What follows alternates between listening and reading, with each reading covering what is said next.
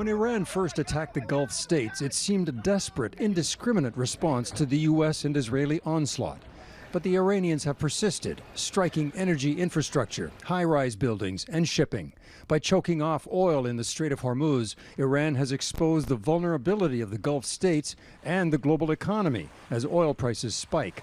Countries like Qatar want Iran punished, but also recognize the damage to their economy from a prolonged war. This is an attack on our sovereignty, an attack on our people, an attack on our economy, an attack on our infrastructure and vital infrastructure. Iran cannot win militarily, but its attacks appear calculated to exact an economic cost. It seems that, like, more than interested in inflicting damage, they're interested in shutting down the production of oil and gas. The Gulf states want the U.S. to succeed, but quickly. Every day that goes by, these countries are losing massive amounts of money. The Gulf states are the weakest link in the chain. This expert says the U.S. is feeling pressure to end the war. But even if Iran is decimated militarily, it would be a victory for the regime if it remains in power. If the rest of the international community is willing to appease Iran,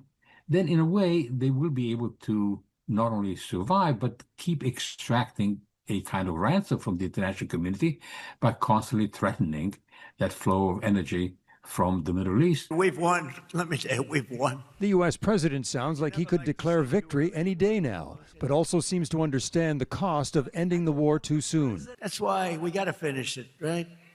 We don't want to go back every 2 years. In the short term, the global economy may hinge on when the war ends. But long term, the fate of the Iranian people and the entire Gulf region may depend on how it ends. Eric Sorensen, Global News, Toronto.